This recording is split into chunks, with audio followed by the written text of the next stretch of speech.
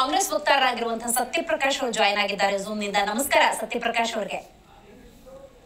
ನಮಸ್ಕಾರ. Right, KPCC ಅಧ್ಯಕ್ಷರ ಸ್ಥಾನದ ಬದಲಾವಣೆ ಯಾವಾಗ ಸತ್ಯಪ್ರಕಾಶ್ ಅವರೇ? ಡಿ.ಕೆ. ಶಿವಕುಮಾರ್ ಅವರು ಆ ಸ್ಥಾನವನ್ನ ಅಲಂಕರಿಸಿದಾಗ ಅತ್ಯುತ್ತಮ ಫಲಿತಾಂಶವನ್ನ ಕೊಟ್ಟಿದ್ದಾರೆ. ಹಾಗಾಗಿ ಆ ಸ್ಥಾನದಲ್ಲಿ ಕೂತ್ಕೋಬೇಕು ಅಂತ ಹೇಳಿದ್ರೆ ಅದೇ ಒಂದು ಗಟ್ಟಿತನ ಬೇಕು, ಆ ಸಂಘಟನಾ ಚತುರತೆ ಬೇಕು, ಆ ಚಾಣಾಕ್ಷತನ ಬೇಕು, ಮತ್ತು ಕಾರ್ಯಕರ್ತರನ್ನ ಪಕ್ಷವನ್ನ ಜೊತೆಯಲ್ಲಿ ತಗೊಂಡು ಹೋಗುವಂತಹ ಸಮಾನ ಮನೋಭಾವ ಅನ್ನೋದು ಬೇಕಾಗತ್ತೆ.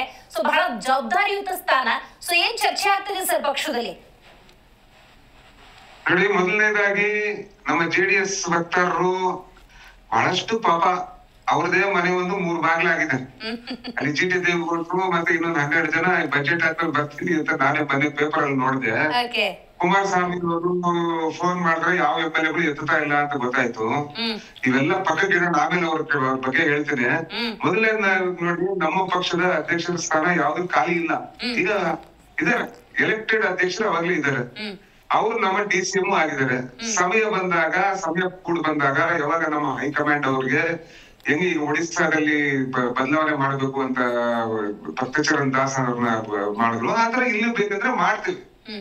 ಅದಕ್ಕೆ ನಮ್ಗೆ ಯಾರ ಸಲಹೆ ಸೂಚನೆಗಳು ಬೇಕಾಗಿಲ್ಲ. ಜೆಡಿಎಸ್ ಅವರು, ಬಿಜೆಪಿ ಅವರು ತಮ್ಮ ಮನೆಯಲ್ಲಿರೋದು ನೋಡ್ಕೊಳ್ಳಿ.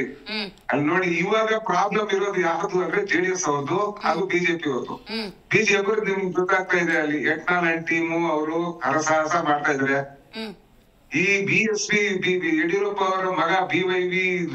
ರಾಘವೇಂದ್ರ ವಿಜಯೇಂದ್ರ ಯಾರಿದ್ದಾರೆ, ಇವರೊಬ್ಬ ಬಚ್ಚ ಅಂತ ರಮೇಶ್ ಜಾರಕಿಹೊಳಿ ಹೇಳ್ತವ್ರೆ.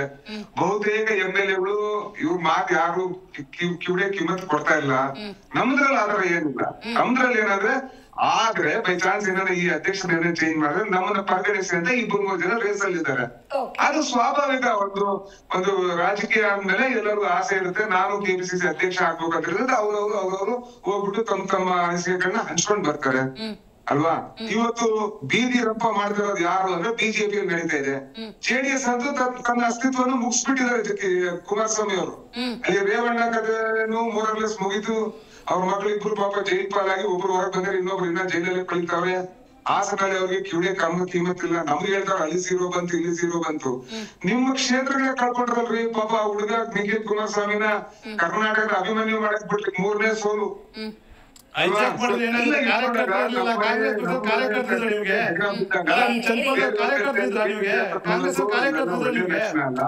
ನಮ್ದೊಂದು ಪ್ರಶ್ನೆ ವಕ್ತಾರರಿಗೆ, ಕಾಂಗ್ರೆಸ್ ವಕ್ತಾರರಿಗೆ ಪ್ರಶ್ನೆ, ನಿಮಗೆ ಇಷ್ಟೊಂದು ಇತಿಹಾಸ ಕಾಂಗ್ರೆಸ್ಗೆ ಚನ್ನಪಟ್ಟಣದಲ್ಲಿ ಯಾಕೆ ಕಾರ್ಯಕರ್ತರು ನಿಮಗೆ ಕಾಂಗ್ರೆಸ್ ಇಂದ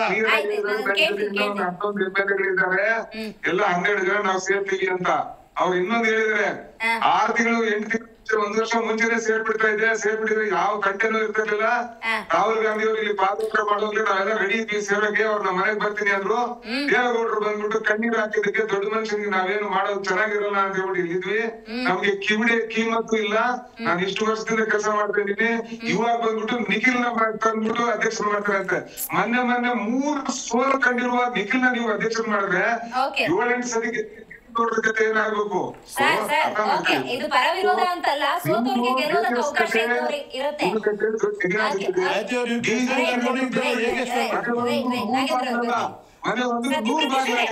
ಎರಡು ಪ್ರಶ್ನೆ ಇದೆ, ಸ್ವಲ್ಪ ಕ್ಲಾರಿಟಿ ತಗೊಂಡ್ಬಿಡೋಣ ಅಂತ ಹೇಳಿ. ಜೆಡಿಎಸ್ ವಕ್ತಾರರು ಕೇಳ್ತಾ ಇದ್ರು, ಚನ್ನಪಟ್ಟಣದಲ್ಲಿ ನಿಮಗೆ ಯಾರು ಕೂಡ ಅಭ್ಯರ್ಥಿ ಅಂತ ಇರ್ಲಿಲ್ಲ ಅಂತ ಹೇಳಿದ್ರು. ಅದಕ್ಕೊಂದು ಕ್ಲಾರಿಟಿ ಕೊಟ್ಬಿಡಿ. ಡಿ.ಕೆ. ಸುರೇಶ್ ಯಾಕೆ ನಿಲ್ಸಿಲ್ಲ ಅಲ್ಲಿ? ಯಾಕೆ ಡಿ.ಕೆ. Suresh MP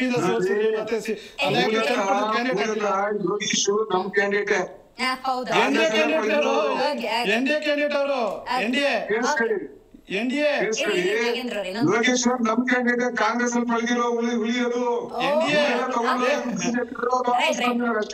right. ಸತ್ಯಪ್ರಕಾಶ್ ಅವರು ಇನ್ನೊಂದು ಪ್ರಶ್ನೆ ನೋಡಿ, 1.25 ವರ್ಷ ಆಯ್ತು ನೋಡಿ ಕರ್ನಾಟಕದಲ್ಲಿ ಕಾಂಗ್ರೆಸ್ ಆಡಳಿತವನ್ನು ನಡೆಸ್ತಾ.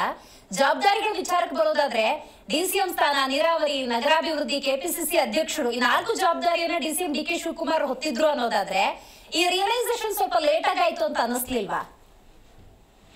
ನೋಡಿ, ಏನ್ ನಮ್ದು ಉದಯಪುರ್ ಡಿಕ್ಲರೇಷನ್ 1 man 1 post ಇದೆ. ಅದನ್ನ ನಾವು ಅನುಷ್ಠಾನಕ್ಕೆ ತಂದಿಲ್ಲ. ಅನುಷ್ಠಾನಕ್ಕೆ ತಂದ್ಮೇಲೆ ಎಲ್ಲರೂ ಚೇಂಜ್ ಆಗ್ತಾರೆ. ಅವಾಗ ಯಾರಿಗೂ ಒಂದು ಪೋಸ್ಟ್ ಗಿನ ಮೇಲಿರೋರಿಲ್ಲ. ಸರ್ಕಾರದಲ್ಲಿರೋ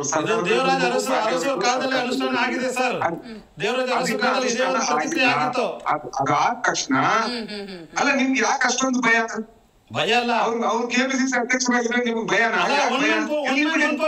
ನೀವೇ ತಾನೇ ಡಿಕ್ಲೇರ್ ಮಾಡಿರೋದು. ಆಂತರಿಕ ವಿಷಯ ಆಯ್ತು, ಅಭಿವೃದ್ಧಿ ಏನಿದೆ ನಿಮ್ದು? 4 ಇಲಾಖೆ ಅಭಿವೃದ್ಧಿ ಏನು? 4 ಇಲಾಖೆ ಅಭಿವೃದ್ಧಿ ಏನು ಸರ್? 4 ಅಭಿವೃದ್ಧಿ ಇಲಾಖೆ ಅಭಿವೃದ್ಧಿ ಏನು? 4 ಇಲಾಖೆ ನಿಮಗೆ ಡಿ ಕೆ ಸುರೇಶ್ ನೀವು ಕ್ಯಾಂಡಿಡೇಟ್ ಆಗಿ